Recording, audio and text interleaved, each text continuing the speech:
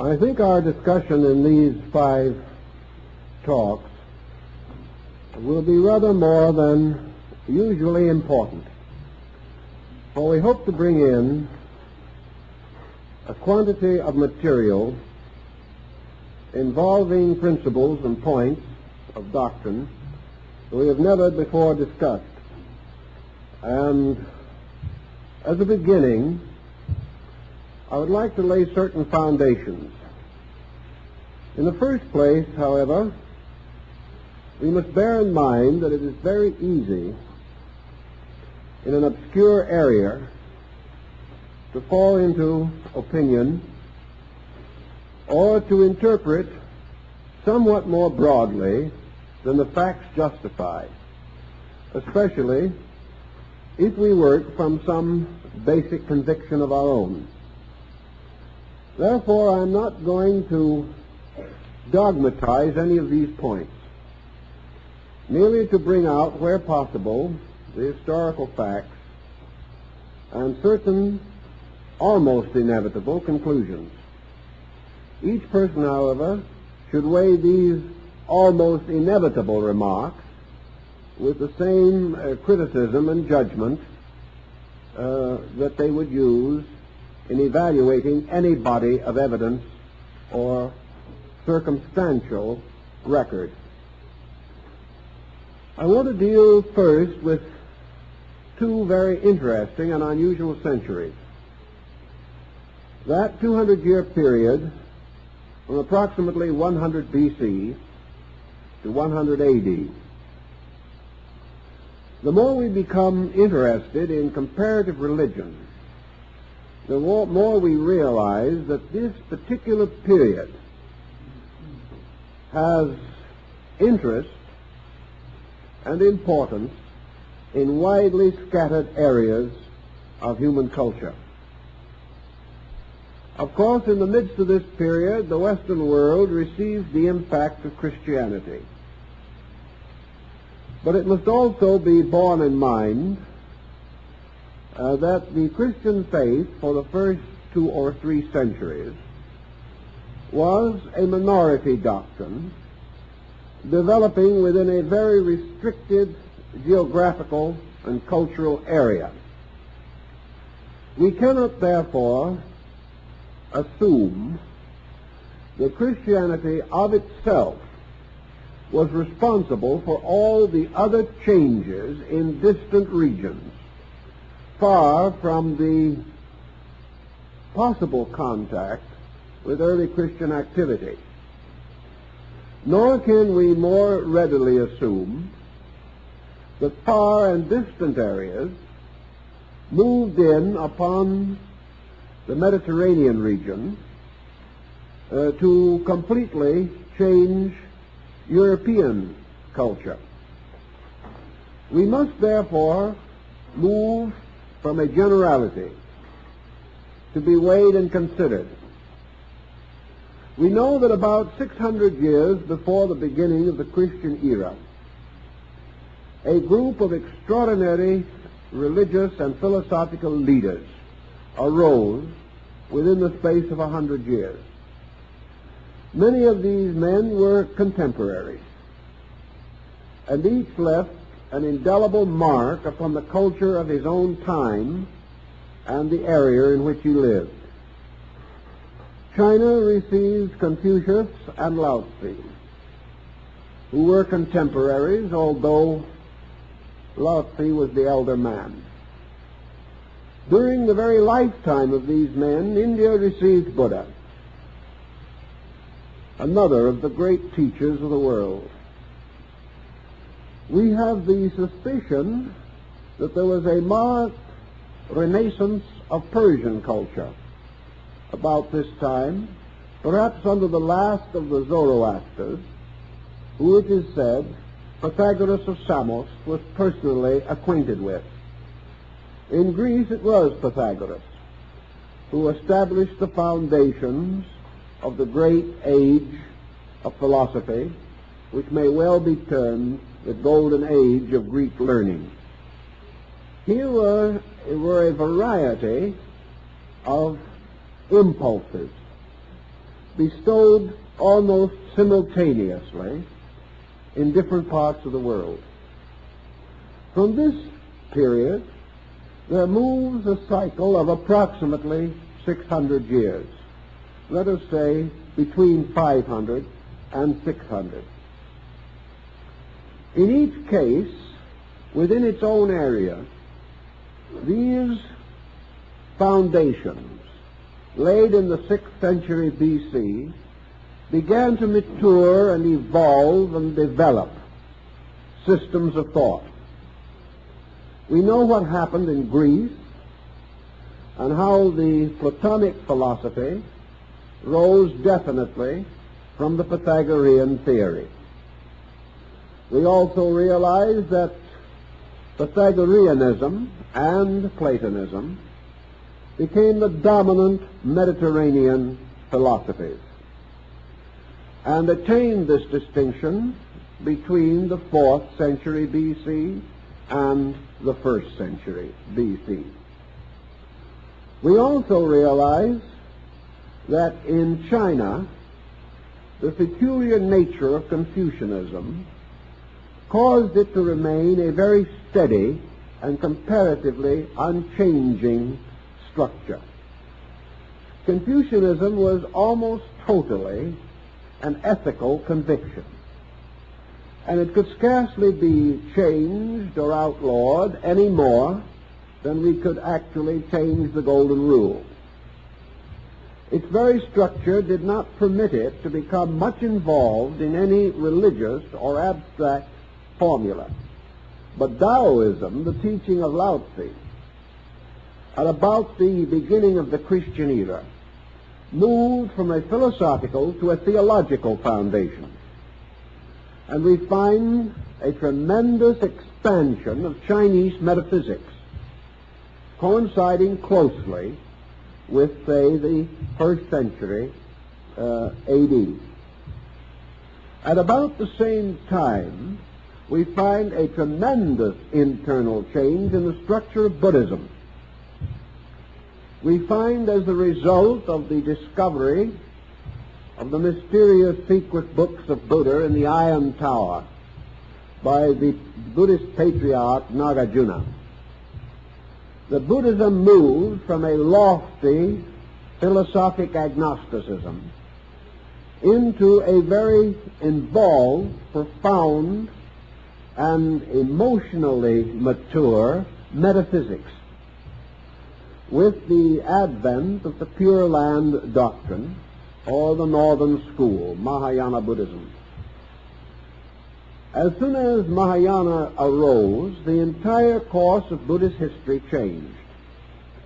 And while there are still groups clinging strongly to the old way, most of the progress in Buddhism has been the result of the Mahayana groups operating in China, Korea, and Japan.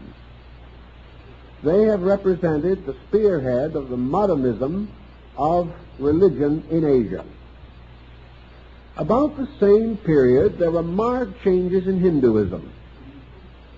The rise of mystical and transcendental schools for the interpretation of the ancient Vedic and Puranic writings. This change was also an enlargement into mysticism, a tremendous growth of metaphysical speculation, and the development of systems of meditation and various types of mystical experience doctrines, which were to play an important part in Asiatic culture. Even while Christianity was in its infancy, its direction was abruptly changed at almost the same time by the ministry of St. Paul. The Christianity of the four Gospels has gradually been absorbed into the Christology of the epistles. And St. Paul stands forth as the person who transformed the moral code of Jesus into a highly transcendental, universal doctrine of regeneration and redemption. Similar changes were occurring in Persian metaphysics. And we find the roots appearing also in Greek speculation. For about the beginning of the Christian era, the simple philosophic clarity of Plato's thinking became involved in the highly mystical speculations of the Neoplatonists and the Neo-Pythagoreans, seated in that melting pot of commerce and culture, the ancient North African city of Alexandria. Also in this same time, cross groups began to emerge, mingling Greek thought with thinking of Christianity, and producing such peculiar groups as the Gnostics and the followers of Bernays, the Manichaean group. In all of these instances, one simple point stands out: the gradual transformation of older doctrines into highly mystical revelations.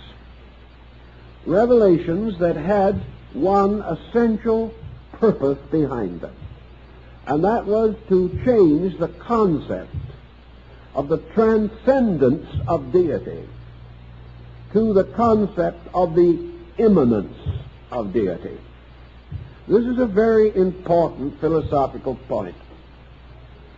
The mysterious God of old, or the godlings of ancient times, living in their remote Olympian or Samurian heights, were a race of beings apart, inhabitants of heaven.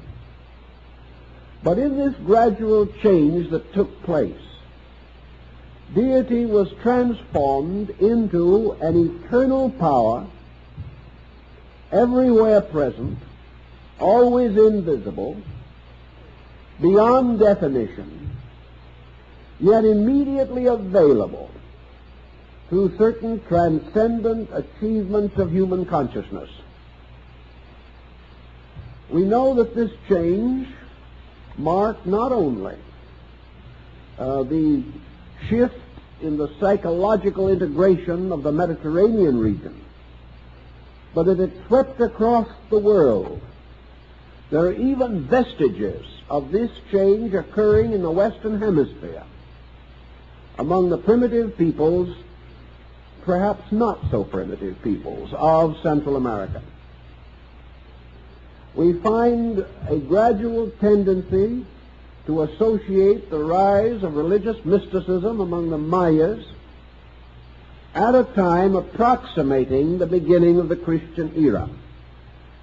This phenomenon was so remarkable that Lord Kingsborough, one of the greatest 19th century authorities on Central American culture, felt that it was almost certain that the mysterious deity Quetzalcoatl, the feathered serpent, who came so strangely to Mexico, must have been one of the original apostles. In other words, there seemed no other way of explaining this, because there was no common communication between these peoples.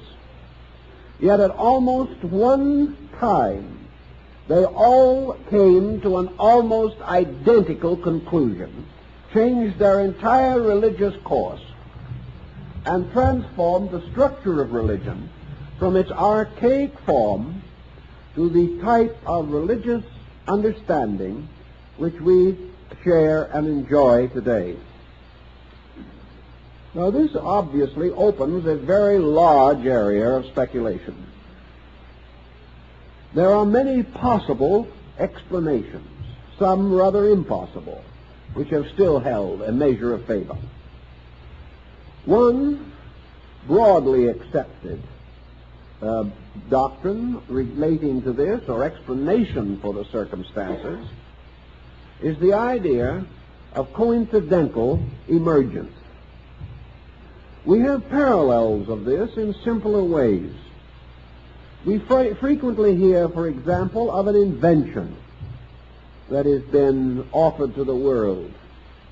And it is not uncommon that the same invention shall appear in different places at the same time. several persons coming to almost identical conclusions and at almost the identical moment. Therefore, the coincidence concept is not quite as loose as might first appear, for it is based upon the assumption that time is measured by a series of events, and that whenever a culture or a group of persons or a civilization passes through certain experiences, there are corresponding innovations in that culture, changes in its doctrines and beliefs. Perhaps the interval of 600 years between the advent of the great teachers and the beginning of the Christian era brought several nations or several culture groups to almost the same psychological platform. And there was no direction in which they could go except that direction which is most natural and common to human nature. Another explanation, which requires perhaps a little more investigation, is the concept that these changes were tied together, that actually there was greater commerce between these ancient cultures than we at this time assume to have existed. That it is quite possible that by the beginning of the Christian era, a degree of world thought had been established, particularly along the caravan routes. And it is interesting that most of these innovations rose in regions along the caravan lines between Europe and Asia. Therefore, it is conceivable that Asiatics did visit Western centers of learning. It is also quite possible that more Europeans visited Asia than we now realize. We know that Pythagoras was able in the 6th century B.C. to reach India. We know that the armies of Alexander the Great penetrated Asia.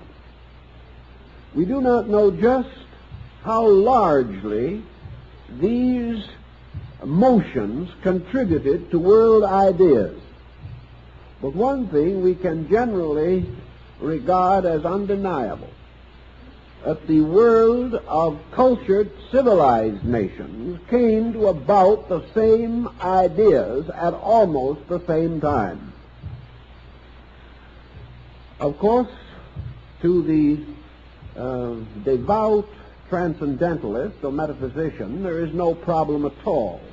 All these things are handled by invisible forces beyond human comprehension. We do not deny such a possibility, but we also like to see, if possible, some more simple and explainable procedure. These transcendental solutions belong to the divine emergencies, and I would rather see first if we cannot find some common ground for assuming that these changes were made by at least partially natural means. And I think we can rather well establish this. Now, you may wonder why all this has a bearing upon the Kabbalah and the doctrines of the early Jewish peoples. The importance lies in this very circumstance, namely that Kabbalism is perhaps the broadest term that we have for Jewish transcendentalism. Kabbalism is to the old Orthodox Jewish belief almost in the same relationship as Mahayana Buddhism to primitive Buddhism in India, or the theological Taoism to the primitive absolutism of Lao Tzu. In each instance, we see the arising of a new point of view. And in the case of the Kabbalists, this presents a semi-Western face for our examination. It is a rather compact package. It involves a limited group of persons, yet it is wonderfully symbolical of the entire world procedure. Not only are we concerned with these extraordinary coincidences and the timing, but we are also somewhat concerned with the internal symbolism of the various revelations that arose in a half a dozen areas of world culture at the same time. In the symbolism, we also seem to sense a relatedness. The symbolism would almost suggest that a number of people had read the same book or had become aware of the same basic facts or had attained to the same basic conviction and had then unfolded this illumination in terms familiar to their own people or in terms at least partly acceptable to the entrenched traditionalism of the areas in which they existed. Well, we must realize that all of these groups were opposed as they rose. They all passed through certain persecutions. They created resentments. They were declared to be heretical by someone. And perhaps it was this very persecution that gave to each of them the strong substance of survival. For we know things under persecution develop a tremendous strength and an integration that can never be found in more fortunate environments. So we have now a world situation, and I think that the Dead Sea Scrolls situation more or less fits into this. These scrolls are assumed to have been originally preserved or put away in the earth sometime in this interval between 100 B.C. and 100 A.D. We also have to remember that in these scrolls there are strong indications of a heterodox attitude arising among Jewish mystical sects. I am no way convinced that these scrolls are Essene products. I do not think the Essenian community can be actually the source of them, although it may well have been the preserver of the old manuscripts. The Essenes themselves were a transition group between Orthodox Judaism and mysticism, and their entire history is noted only in these two mysterious centuries. After that, they disappear utterly from the pages of record and account. We do not know what happened to them, but they form part of this strange bridge of doctrines that seem to connect an old world with a new concept of life. How shall we distinguish this new concept of life, for instance, in terms of our Kabbalism? The great book of the Kabbalah, certainly its outstanding text today, is the Sefer HaZohar, or the Book of the Splendors. This was first given to the world around the 12th or 13th century by Rabbi Moses de Leon. He insisted that he transcribed it from an ancient work. For nearly 300 years, perhaps 400 years, historians have thrown the lie to his teeth. They have said that Rabbi Moses wrote the work himself, that it had no roots in antiquity, and probably little, if any, roots in tradition. However, in the last century, our broadening knowledge of world culture has caused a general change of opinion and even so conservative a publication as the Encyclopedia Britannica, which can never be said to give much benefit to abstractions. Their article on the Kabbalah states as the modern point of view that it is very probable that Rabbi Moses of Leon either was in possession of an earlier manuscript or was in possession of a valid oral tradition, and that in all probabilities he was perfectly honest and perfectly sincere and entirely truthful in attributing the Zohar to a very much earlier date than the medieval scholars had admitted. According to Rabbi Moses, this work was actually written about the beginning of the Christian era, just at this particularly critical time during the reign of the Roman Emperor Vespasian. Persecuted by the Romans and by the more traditionally bound members of the Sanhedrin, Rabbi Simeon ben Yochai retired to a cave with his son. And in this cave he was visited by one of the angelic host.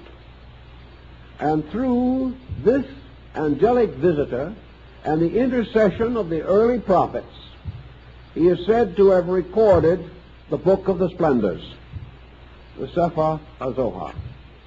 We have at this time no reason to doubt that this book is a genuine midrash of Rabbi Simeon.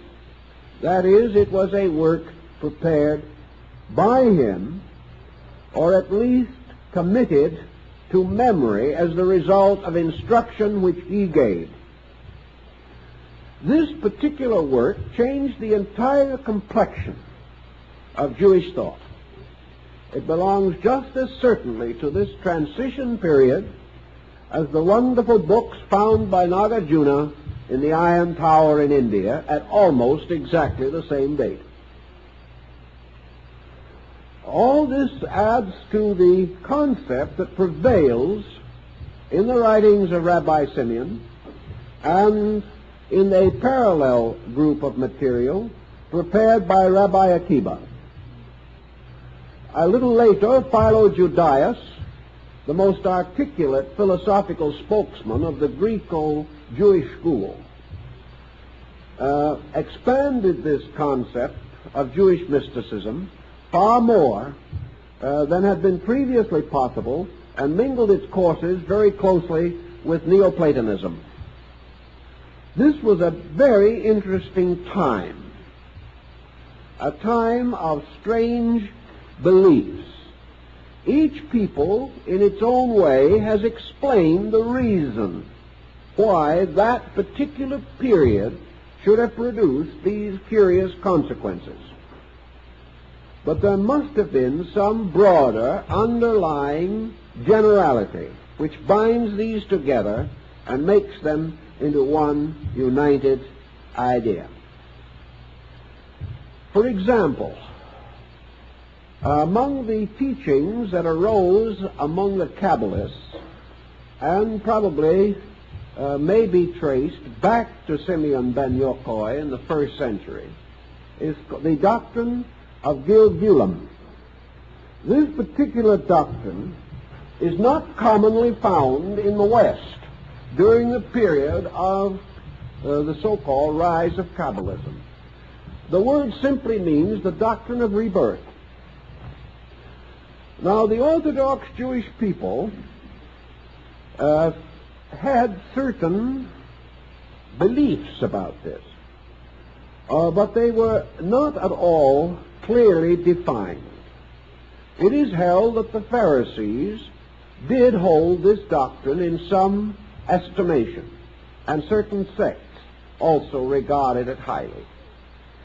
But with the rise of Kabbalism, it burst upon the philosophic mind of Europe. Now, here's one of the points which I think we are mentioning perhaps for the first time, and that is the descent of the doctrine of rebirth in Europe from the fall of the Greek schools to the rise of modern knowledge. This doctrine was perpetuated in Europe. It was perpetuated not only by Jewish Kabbalists, but by Christian Kabbalists. And there was a thin thread of this belief, even in the Dark Ages, and in the period of the Renaissance, and down through the dawn of the modern way of thinking, with its indebtedness to Galileo, Harvey, Descartes, and other dawn thinkers of our modern generation. So this teaching suddenly flares up among the Jewish mystics. Why? How is it that a doctrine which had so little sympathy from their Christian neighbors and so little support from the Torah should have been developed in such exquisite detail in the Sefer HaZohar? This book was widely read and was widely influential among the literary-minded Jewish people. It attacked many principles of Orthodox Jewry. It did not permit much of the psychological pattern that has always dominated Jewish personal and family life. It violated, in many respects, at least the prevalent interpretations of the Torah and the Mosaic Code. Yet it flourished in Spain, in Italy, in France, and was held by a large number of scholarly believers all the way down through the reigns of the Medicis and the Borgias. It's almost incredible to assume that a whole series of these doctrines moving westward, doctrines which were essentially so close to the Asiatic pattern of life, could simply have come from nowhere or merely represented the speculations of single persons. Here we have another example of the development of traditions. These traditions bore very heavily upon the nature of the divine being at the root of life. And in the rise of the Zohar, we see the Jewish concept of deity undergoing marked changes. Changes which were later to profoundly influence the Christian faith. How did these changes arise and where did they come from? Were they indigenous to Europe or the Near East, or did they come from far Asia? As time goes on, I believe the general tendency will be to suspect far Asia. I think we will gradually be forced by the development of more adequate records to recognize that religion is a common motion, that it is like a river that may flow through one country but have its headwaters in another. And this diffusion of ideas was possible at the time with which we are most concerned. And it is very possible that the reason for this sudden outburst of similar doctrines in assorted regions came as the result of the maturing or developing of more adequate travel facilities, particularly the increase of caravan trade. The trade was to provide luxuries for the Romans and the Latins, but the byproduct was the communication of ideas, for these traders brought with them their beliefs and their doctrines. We know that this trading process a few centuries later was to be the principal foundation for the rise of Islam. But for our present concern, I think the transformation of the nature of deity is the first matter to be considered.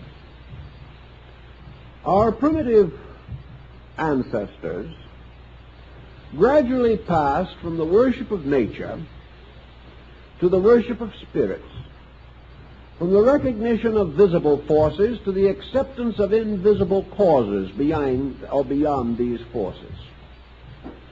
These causes themselves passed through innumerable reformations on the part of man. As his experience increased, it became essential to revise his theology, to keep his theology abreast of his intellectual achievements and his physical experiences. Gradually, the concept of deity as represented in the Mosaic Code took form, not in one area, but in many areas. And deity emerged as a being, a transcendent person. As the system was patriarchal, the deity assumed the aspect of the great father power. It was usually personified or impersonated as a most venerable person, a great superhuman being. A being, however, fashioned in the likeness of a man. A being like the mysterious and noble figure casting from his hands the sun and moon, as represented on the ceiling of the Sistine Chapel in Rome. This being was the great patriarch and was compounded out of the elders, the heroes of long ago, the fathers of tribes, the venerated sages and scholars, the great priests and saints of long ago. All of these contributed their parts to the creation of the God image. And this God image was great of power, universal of authority, but subject, like the creatures that fashioned it, to the whimsies of disposition and temperament, subject naturally to favoritism in bringing particular advantage and security to its chosen people. This God image was remote, like perhaps the great golden figure of Zeus at Olympus. It was power, but it was a power inscrutable, a power with which man could have very little intimate understanding association. It was a power that ran all things according to its own will. And in this power, men were but pawns in a great game. The gods could sweep away men merely by the will to do so. And these gods lived in a heaven world or region far from the abode of men, even though, like ancient Odin, they occasionally seated themselves upon the throne of all-seeing and looked out upon the world to see that it was still in order. We find this kind of deity not only arising in the Near East, but having already arisen in other ancient regions, as Egypt, India, and China. We find roots of it in the nature worship of Japan, Shinto. We see, therefore, God as the ancestor. We see God as the ancient one. And we also lived in a world ruled by certain inscrutable laws and processes, an eye for an eye and a tooth for a tooth. This God was a God of justice and of vengeance. This was the deity whom men did not dare to offend. They could respect, they could fall in awe before the thought or image of this God, but they could not meet it with personal affection. It was too distant and too far, too high, too remote, to have any immediate part in the workings of the world. This concept also had another frailty about it, which men, as they grew wiser, began to contemplate. There was a weakness in this God. For this deity, living alone in an inscrutable internal remoteness, was assumed to be the parent of creation. In the first place, man was unable to explain how or even why God should create. There seemed to be no particular reason for it, and the more men studied the creation, particularly other men, the more doubt they had in the divine wisdom in creating man in the first place.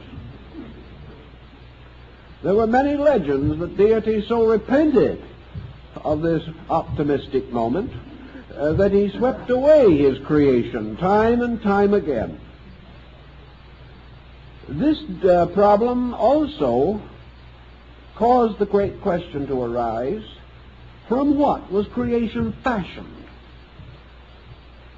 Did creation actually emerge as a result of a divine fiat spoken in space by some vast shadowy being, like that portrayed by Gustave Doré in some of his wonderful paintings? Was creation from something or nothing? From what did the eternal Creator fashion his world? Was the world created, or had it always existed? Was deity merely one of a body of immortal beings that, like existence itself, had no beginning and no end? The problem of trying to rationalize the fashioning of a world by this strange and mysterious power confused and confounded the ablest thinkers of old time. They could figure nothing more than a symbolical answer, like the tossing off of the sun in front and the moon behind. This, however, did not fully satisfy the rising realization of the principles of astronomy. There had to be some other explanation.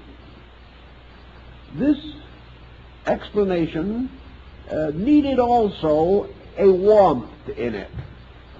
And if we look back on primitive religion, we see that there was an astonishing lack of real warmth. Men worshipped, but some way this worship was like the respect of a small child to an over-stern parent. It was a respect of fear.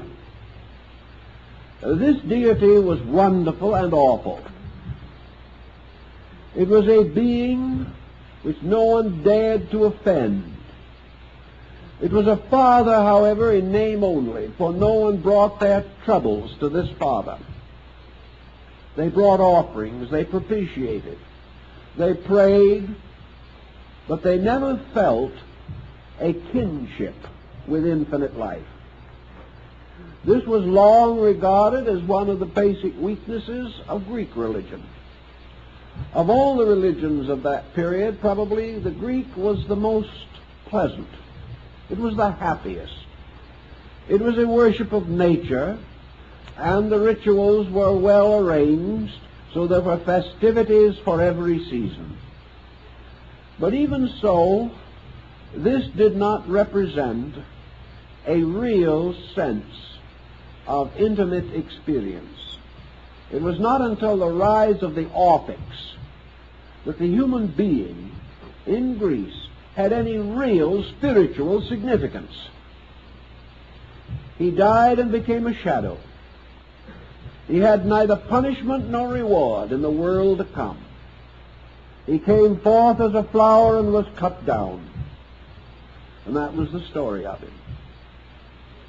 It was only after philosophy began to ripen these concepts and the human heart began to sense an internal need that it turned away from the strange theological materialism of antiquity.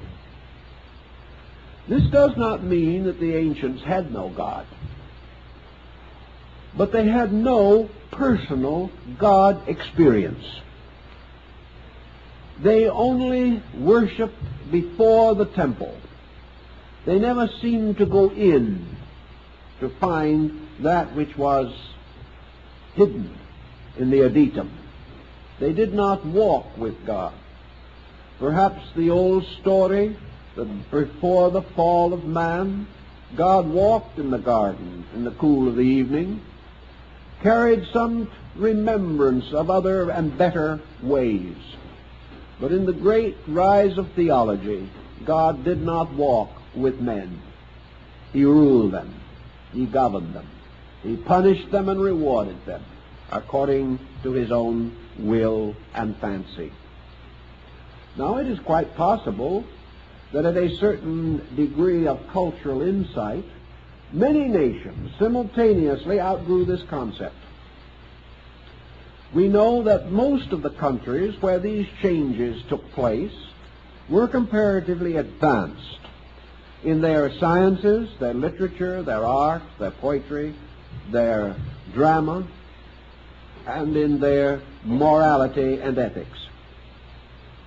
Regardless of this particular point, however, we know they all did come to this immediate sensing of a great and wonderful need.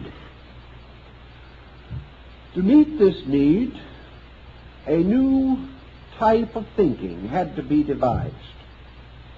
For there was a very deep problem here, one that the modern world probably will never fully comprehend, or with which we may again be confronted one of these days when we make a sudden shift from materialism to idealism.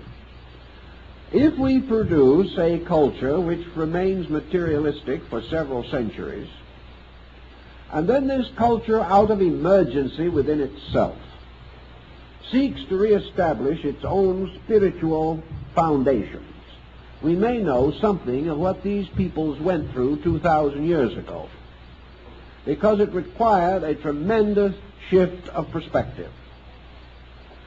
One of the important phases of this shift was the relationship between the individual and his own personal responsibilities.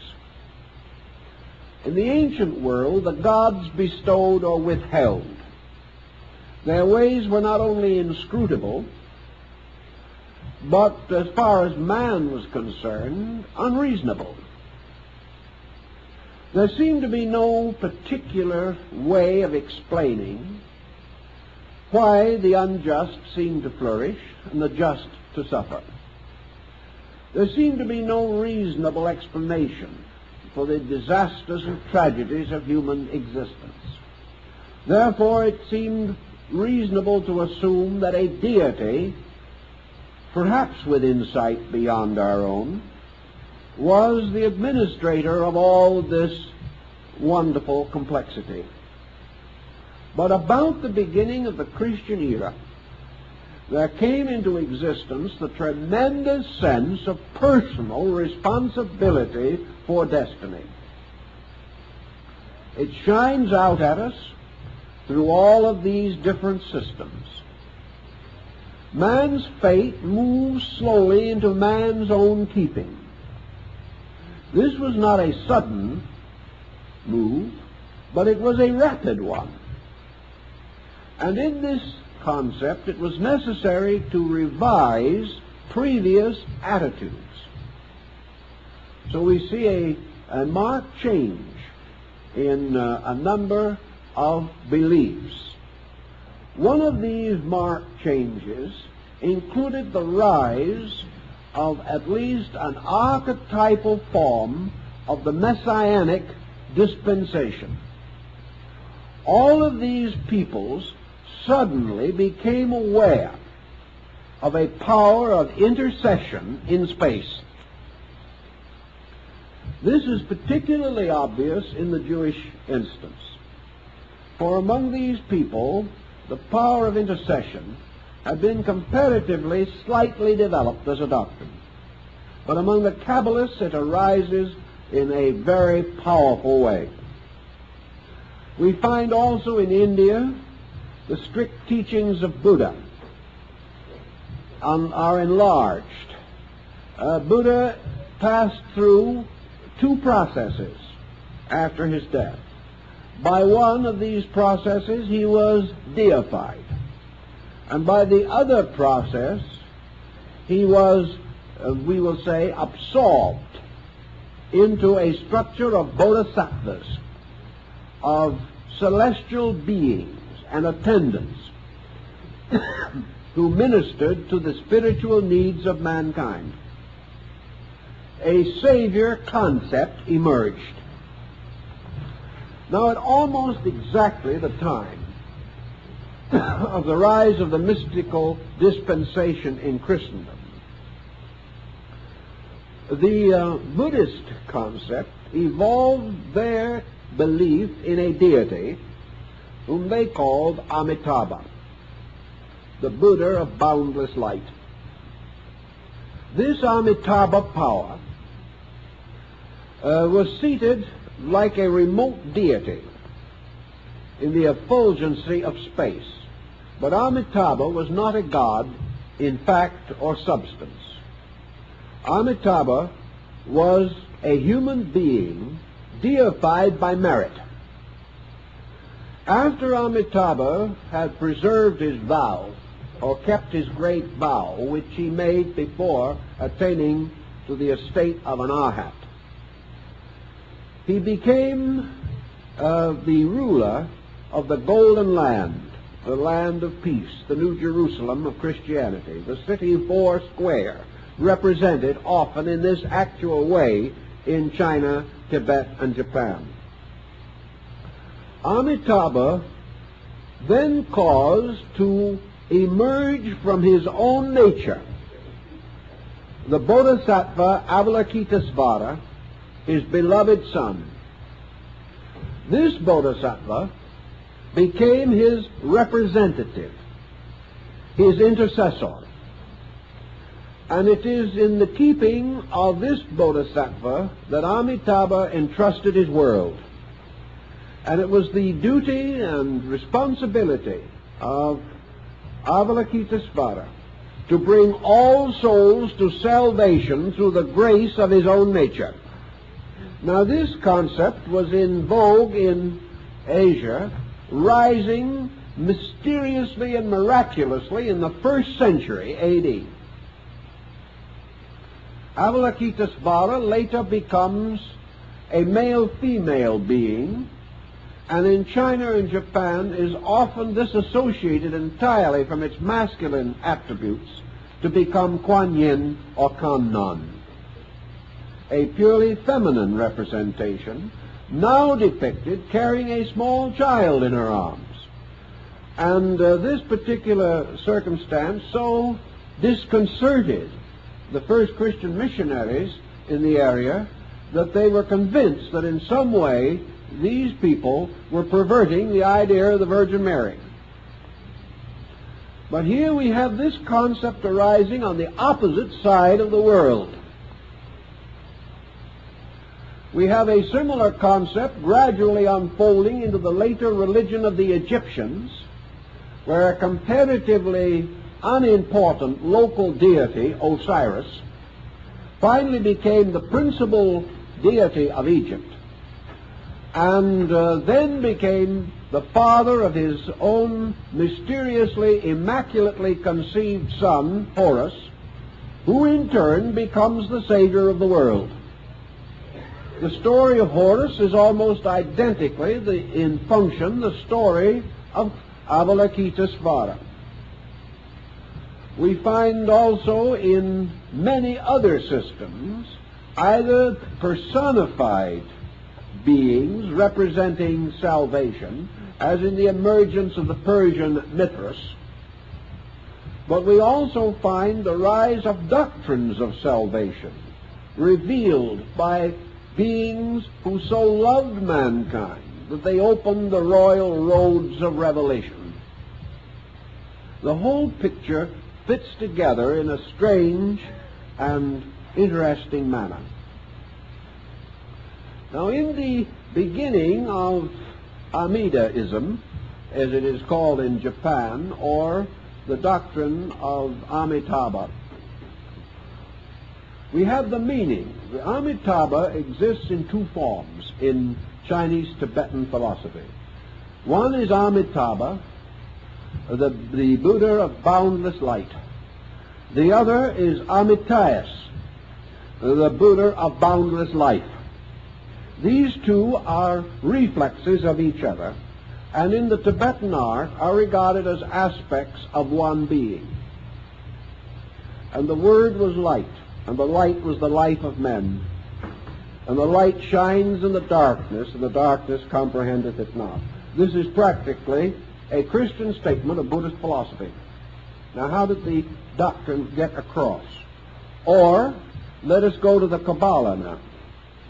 The Kabbalists no longer accepted the mysterious name of deity that is concealed under the acrostic of the Tetragrammaton, or the great name of four letters, which we have translated Jehovah. They declared that the mysterious power at the root of life, the Ancient of Days, that power which is eternal and immovable, is of a triadic nature, represented by three words: Ein, boundlessness. That is that which is foreverness of its own eternal nature. That which goes on without beginning or end, representing an essence, a principle unchanging unto infinity. That never this power was born, that this power shall never die. But very much like the effort made by Aristotle to establish the causelessness of first cause, simply represents the fact that causation is itself eternal. That causation is both a motion and a substance, existing forever. This is almost identically the statement of Lao Tzu in describing the nature of Tao. And this was the same doctrine which at the beginning of the first century took over in China, at about the same period that we find it rising in North Africa, the Near East, and Southern Europe. Out of the nature of Ein comes Ein Sof. And Ein Sof is the boundless life. And out of the boundless life comes Ein Sofer in the ancient Kabbalah. And that is the boundless light. So being, life, and light constitute the basic triad of the Kabbalah. Being, life, and light constitute the basic triad of Mahayana Buddhism. There is no essential difference. There is only such difference as would be inevitably the result of translation from one language to another. So Buddhism no longer remained a doctrine of the world of illusion and the total reality of a nirvana beyond. It now became a world filled with being, life, and light. And this triad became gradually further exemplified out of the nature of Amitabha, by the rise of this triad consisting of Amitayas, Avalokitesvara, and Daisechi. This being consists of essence, of a supersubstantiality, a changelessness. And this being exists in the innermost and the furthermost. It is diffused beyond dimension. It is called azoic, in that it has no place nor placelessness. This being then suddenly steps out of the heavens as a person and steps into the atom. And that is where the Chinese put it. That is where the Hindu put it. And that is where Buddha himself said it was, because he actually referred to the atom by name in one of his discourses. Thus we have now a power as an absolute diffused ens, or quality. A power from which nothing can be either more distant or more proximate. That actually, therefore, deity is the substance from which all substances arise. Deity is substance and substantiality. Deity is not only the creator, but in his own nature and substance, the very material of creation. Therefore, God truly creates all things within his own likeness. And within this likeness, all things live and move and have their being. You can see quickly how this would shift the perspective from transcendence to immanence. For instead of deity being here or there, which was, of course, one of the great problems of Omar Khayyam, deity is always everywhere. The Hindus gradually developed the concept in relation to Brahma, who ceased to be a 3- or 4-headed deity seated on a lotus, and became the symbol of the all-pervading presence of universal substance. Now, when we refer to substance in this case, we do not mean matter. By substance, we mean that which is substantial, or has a reality in itself. That which is not substantial is that to which a reality must be conferred. Therefore, that which is in itself innately the cause, the substance, the sustenance, and the power of itself may be said to be substantial. This substantiality carried with it into infinite diffusion its own essential properties. Therefore, every inconceivable or conceivable unit of energy or of substance or of essence anywhere in existence was itself triadic, consisting in its own nature of the essential completeness of the Godhead. This Godhead being the principle of being, the principle of life, and the principle of light. The ancients, and especially the Kabbalists, of course, would never leave even such words as life and light without going into the gematria and the notoricon of them. They had to go into the mystery, for to them everything was a mystery. Every example of life was mysterious in this sense, as they themselves expressed it, that mystery is the vestment of eternity. Therefore, to discover reality, we must always penetrate mystery. If we penetrate mystery, we become wise. If mystery penetrates us, we become stupid. It is a very simple principle, but a very interesting one. Therefore, we are continually seeking to penetrate mystery. And in this mystery, we are seeking substance, essence, nature, being. To this triune nature, therefore, it became appropriate to bestow the term the Ancient of Days. It became a symbol of absolute antiquity, as a solution to a problem. For to man, the problem of cause was more significant and more difficult than the problem of continuance. It would be simple to conceive of deity as ever present under this system, but it would be more difficult to use this concept to explain first cause.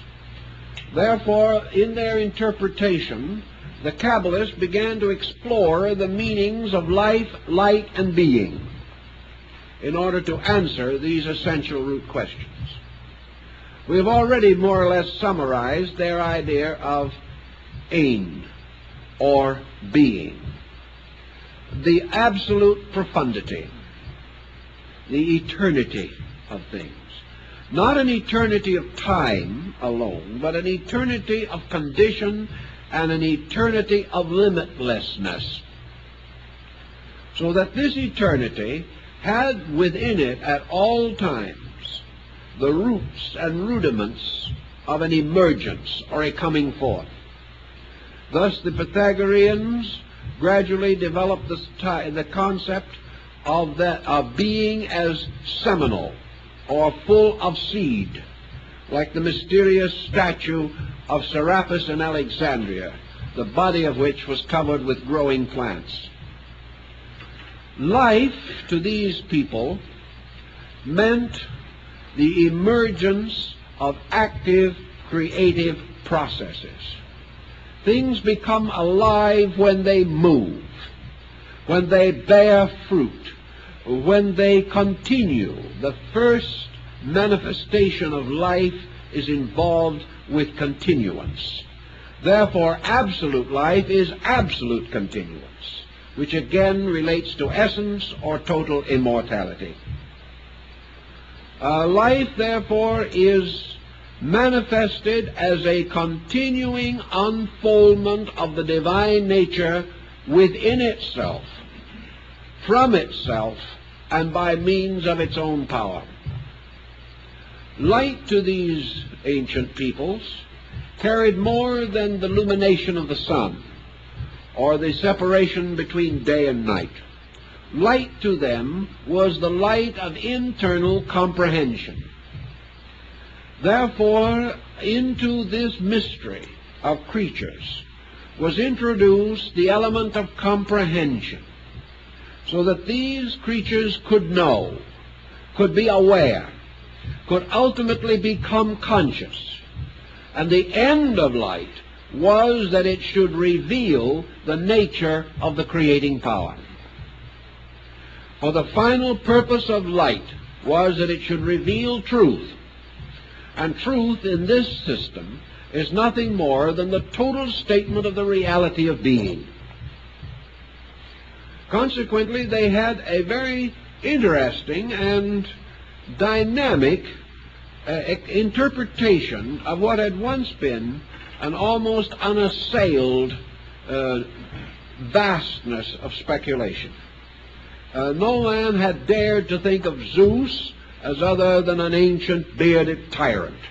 But now came this new concept, the concept of the God of the Kabbalah, as appropriately represented as paternal, because of the absolute paternity of being. But this paternity now manifested through an absolute involvement in creation. In this way, it was possible to bridge the mysterious interval between God and man. It brought God and man together somewhere.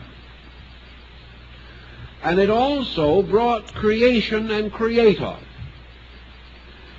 into the power of creating, which was their common meeting place. This concept made way for mysticism as we know it. It made way for the possibility of the God experience in man. For if God dwelt in man as an essence, embodying or containing life and light, then this essential being could be, under some condition, knowable by man. Now, the problem of knowability recognized this important special phase, namely that to know a thing, one must be that thing which is known. And man's power to know God resides in the beingness of God in man. Man is therefore truly an expression, interpretation, revelation, not of himself, but of deity. And all things are merely deity unfolding its own eternity. We find traces of Neoplatonism here. We find traces of Buddhism, of Hinduism. We find a whole variety of ancient beliefs moving in and forming a unit within this rising Kabbalistic concept of existence. The next point, naturally, was the effort to establish a practical working definition of deity. The Kabbalists evaded this, as nearly all other mystics have, on the ground of incomprehensibility. Actually, the only power which can be aware of itself is deity. All other powers have to be essentially aware of something that is not self. Therefore, man's inability to find his own source apart from God. The individual, trying to be himself, achieves nothing, because this self cannot be known apart from God, due to the fact that this true self is God. This was a Buddhist point also, that the individual, seeking to posit his own nature at the root of life, simply desecrates the divine nature. The individual who feels that he rises from his own causes has missed the essential principle of mysticism, namely that all things have but one cause in common, and that cause is the divine nature in themselves. We see this in Vedanta, we see it in yoga, we see it rising in the disciplines of Tantra. All these schools gradually converge upon these essential principles. The next point that perhaps might concern us is this bridging from the atom, which is God, the infinite atom of infinite greatness, the infinite atom of infinite smallness, both united, however, by both the state of infinite and by the state of structure. Both are strangely atomic in their institution, in their formation. To bridge this, how is it to be crossed? The Buddhists, the Taoists, the Kabbalists all come to the same conclusion, and St. Paul speaks loudly the same thought in connection with the experience of Christ. Namely, that there is only one way in which deity can be experienced, and that is through the individual gradually retiring into the innermost sanctuary of his own life, and there gradually ceasing to be himself. And in the complete cessation of himself lies the experience of divinity. Therefore, this experience is impossible to the egotist or the egocentric individual. This was one of the strong points of Buddhism, and is one of the essential doctrines of the Kabbalah. That the only way the individual can come finally along the 49 paths that lead to the mysterious ancient is a series of renunciations, a dropping away of humanity, and a corresponding enlargement of the experience of divinity. It is a reversal of the evolutionary procedure as we know it. It is a return to a primordial and eternal condition. Now, both East and West have their explanations for the significance of this journey. Some may say that as long as man has emerged from the divine nature, that man might as well continue to emerge, and might go on and on and on to infinite individuality. Most systems have denied this, however, because this eternal continuance of self assails one of the absolute prerogatives of deity. namely that deity and deity alone is immortal. Therefore, any human being striving for immortality can attain this end legitimately only by re-identification with deity itself. A separate immortality was inconceivable both to the Kabbalists and the Buddhists. And to a measure it was also inconceivable to the Christian of this period. It has still remained a very great question in theology, but most mystics have always assumed that the ultimate state of man has to be re-identification with deity, inasmuch as there is no other conceivable end. As all bodies must go down to the common earth, so all spirits must return to the common Father. There is no other end. This common Father, this eternal, unconditioned essence, as represented in both East and Western metaphysics, should have led and could have led to one of the most practical of all results, namely the recognition of the identity of all religious belief. But for some reason it didn't quite get there.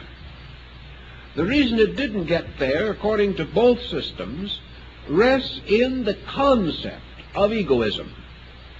The concept that the individual has an enduring existence of himself and is able to confer this separate survival upon his own institutions, which he has never yet quite been able to demonstrate. It is to the individualist, therefore, that the concept of a desirable individual destiny holds the greatest attraction. But to those who have studied the most abstract forms of religious idealism are in common accord that the noblest religious concept that we have today must be, as Paul says, quoting from the Roman poet concerning the nature of God, we are his children.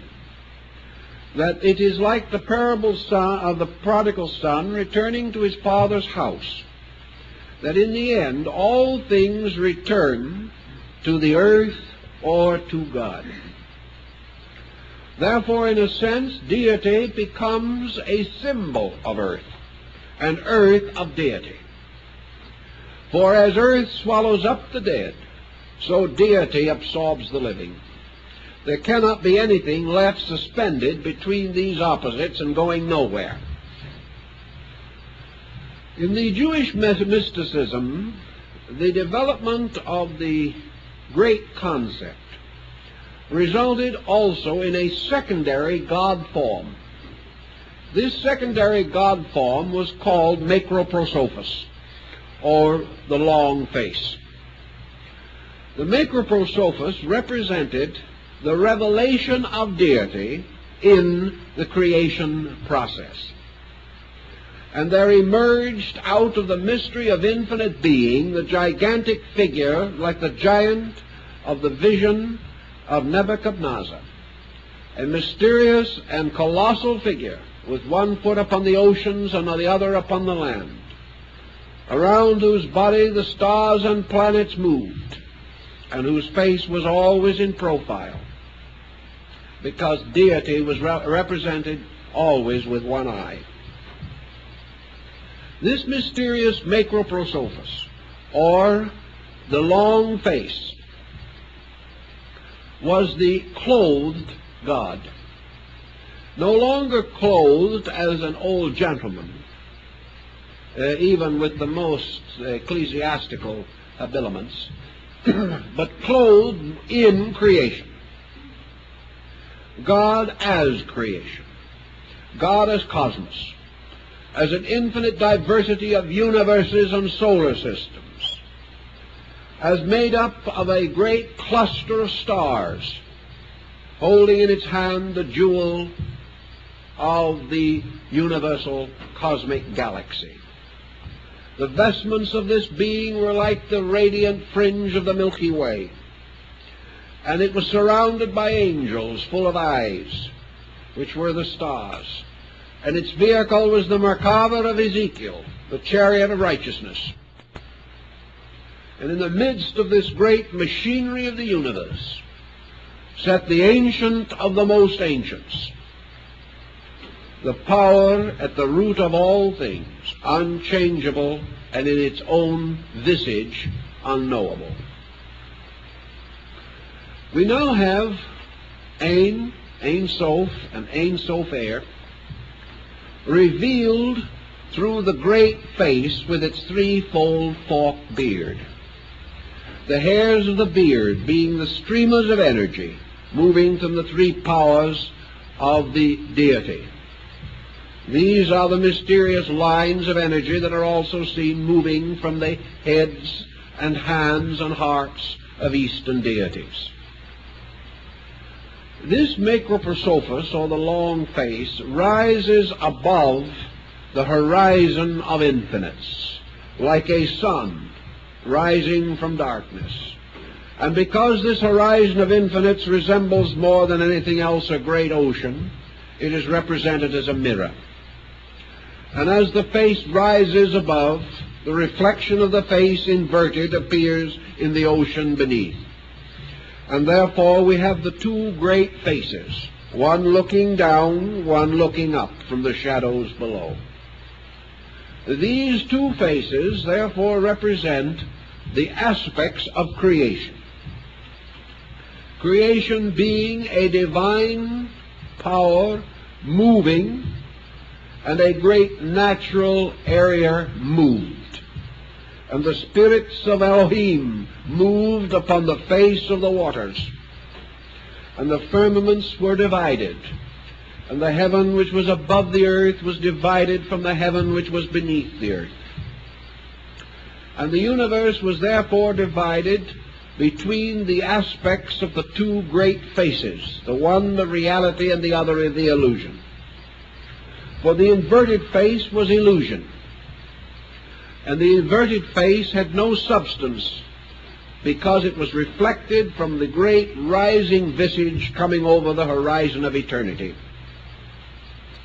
Here are your two essential worlds of Buddhism: the world of being and the world of not being, the world of truth and the world of error, the world of divine mind and the world of mortal mind. We have the truth and the dream, with the dream merely being truth inverted. And the inverted truth becomes evil. And the inverted truth becomes the spirit of negation. And daemon as deus inversus. God, or the devil is God upside down. This was one of the oldest of the rabbinical beliefs of the Kabbalists, that in the material world of things, everything is apparently reversed. That which is truly the highest shall appear to be the lowest, and that which appears to be the lowest shall be the highest. And that which was apparently in the beginning shall be the end. And that which was in the end, or is in the end, shall have been that which was in the beginning. Every one of these patterns strangely inverted. Inversion to the Kabbalists impelled the concept of the perversion of power. Therefore, to these people, mortal knowledge was truth upside down. To them, the wisdom of the wise was as the ignorance of God. All mortal knowledge has to be truth seen wrongly. And all divine knowledge is truth seen rightly. Thus, we have in both of these systems the concept of false value, as recognized again in the words of Christ, where he tells that those who save their lives shall lose them, and those who lose their lives in the service of truth shall gain immortal life. Everything is the reverse of the appearances of things. So Macroprosophus, the great face, has real meaning and tremendous interest to modern science. And I am told, I do not know that this is true, but it's been reported to me that Einstein was a student of the Kabbalah, and that he was profoundly impressed by the abstractions of this ancient knowledge, sensing in it, perhaps, the keys to grand values as yet comparatively unrecognized in the fields of specialized learning. The macroprosophos, or the great face there, represents to a measure the space we are seeking to conquer. It represents all of the greats outside spaces. For if we put all eternity together, it forms the features of a divine face gazing down upon us, or gazing at us from the infinite and the remote. Now the ancient Kabbalists devised another term, microprosophos, or the small face. Now the little face has its relationship to man in the same measure that the great face has to the universe. The little face rises in the sunrise of the soul in the human heart. As it rises, it casts also its reflection upon the illusionary parts of man's nature, so that man, watching the sunrise of truth within his own nature, at the same time experiences the birth of error, again the inversion of the fact. And in this inversion comes also the perversion of purposes and principles. Buddha said, of course, that the primary perversion was the attempt to achieve externally in this world a degree of security that can only be attained internally.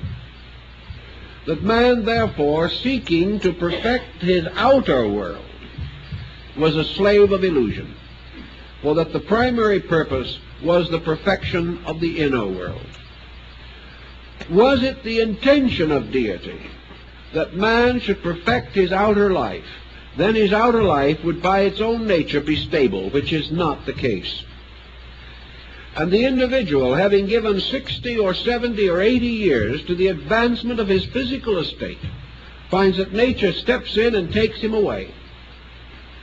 Therefore it becomes uncertain that the perfection of this state is his primary project. That this represents to a measure the inverted face, the face of things not in themselves true, but having a likeness of truth. This likeness being the most dangerous of errors, a falseness masquerading under a reasonable or attractive guise. Thus as the sunrise of macroprosophos, or the great face, brought forth the mystery of the worlds, so the rising sun of microprosophos brings forth the child from the womb, establishes the soul in man, and causes it to be appropriate, therefore, for the universe of the human body, or the composite man, to be called a microcosm, and the universe of the great face to be called a macrocosm. Terms very common in medieval thinking, but less frequently found among modern scholars. The next situation that suggests a little thinking would therefore have to do with this entrance of a mystical factor, which is to bridge the interval between God and man. In Christianity, this interval is indicated or suggested by St. Paul under the idea of the practice of charitas, or love. Love, beauty, unselfishness, all of the most noble of human emotions, were recognized as bridges by means of which man could approach the reality in his own nature. This reality was not primarily intellectual, either in the Kabbalah or in any of the other systems. This reality had to be experienced, and an experience is that of the senses or of the emotions rather than of the intellect. The mind can attain to certain distinctions, but it cannot achieve the direct experience which is reserved for what the ancients regarded as sacred love, or that love which is permitted by religion, that love which is without corruption, selfishness, or decadence within its own nature. So in this mystery of compassion or love, the ancients everywhere established their mediator between heaven and earth, between God and man. And in the Kabbalistic system, this principle is also present.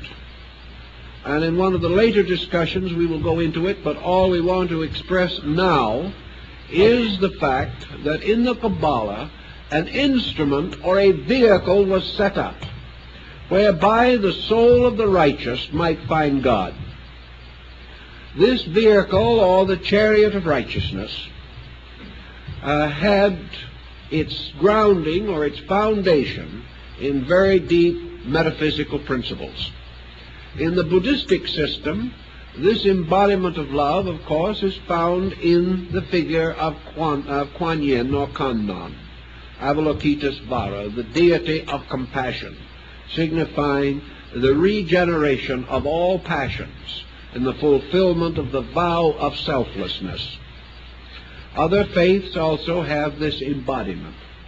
Sometimes this principle is embodied as a person, sometimes it is presented as a vehicle or a kind of means of travel, like the Chinese ship of the doctrine, but in every instance it is made possible because of a great unselfishness, that there is some one being so perfected above other beings that it may intercede for the common good of human natures. This is, of course, also conveyed in the Maitreya concept and in the Horus concept in Egypt. It is certainly the very soul of St. Paul's interpretation of the Christ ministry, and it is found in a slightly altered form, but equally valuable in the Kabbalistic story. Thus, deity becomes in the Kabbalah the most comprehensive aspect of God that perhaps we can conceive of. The interpretation goes on and on and on into infinite diversity, but it is a total concept, a concept in which there is no need for beginning or end, no need for the explanation of how things started or how they will be completed. All things, being in themselves infinite, unite in the nature of the sovereign infinite. And this sovereign infinite consists of the 49 paths of the Sefer Yetzirah, which it is said Moses, the beloved of God, walked the 49 paths, which were the mysterious numbers of the 7 times 7.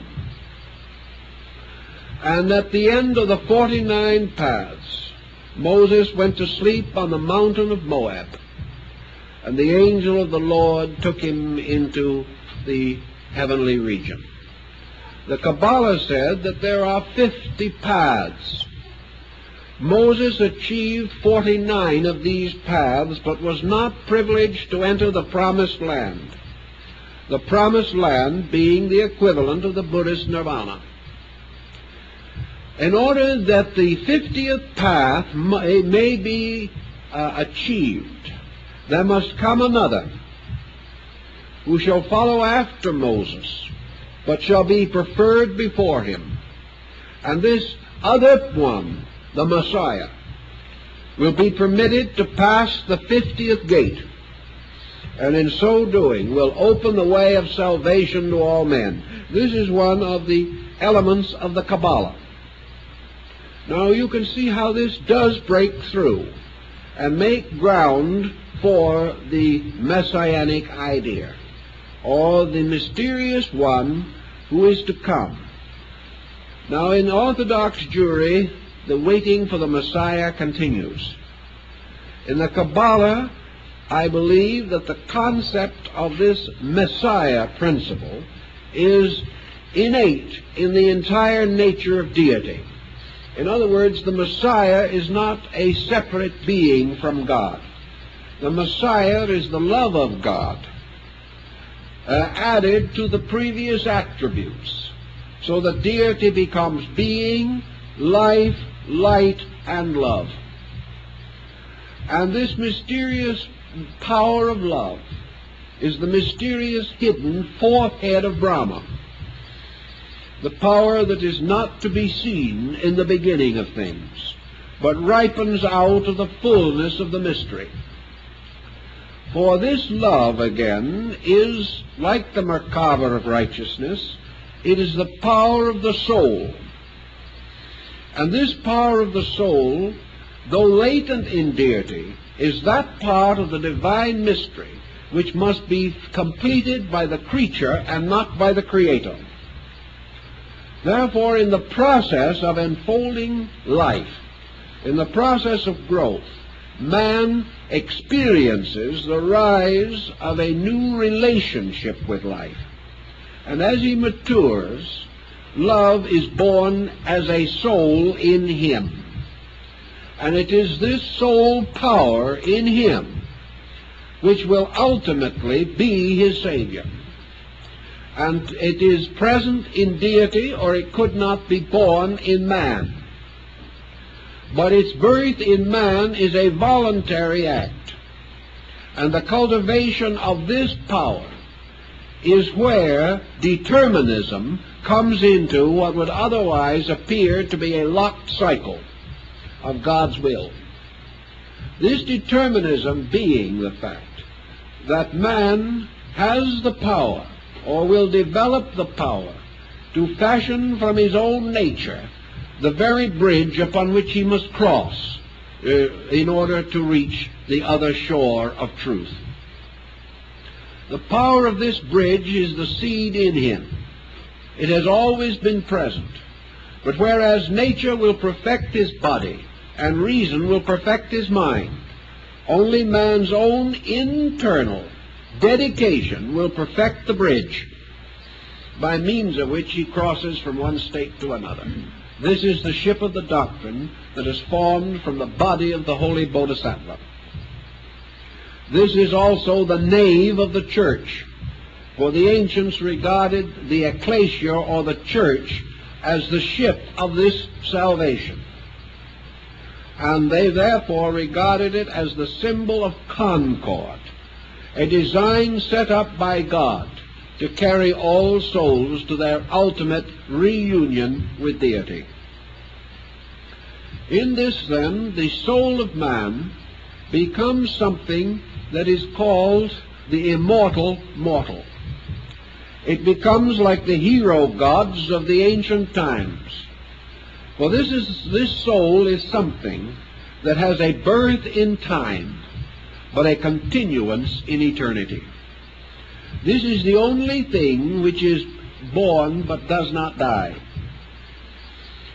There is a belief, of course, that in a mysterious way it does die, but the soul power of it does endure and does continue.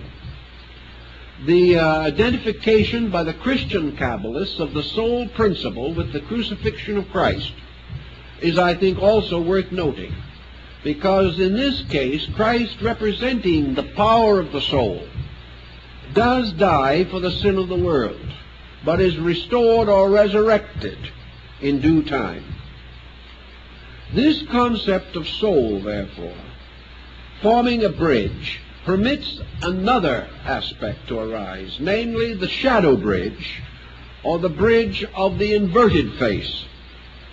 For the soul, if perverted, becomes the angel of self-destruction.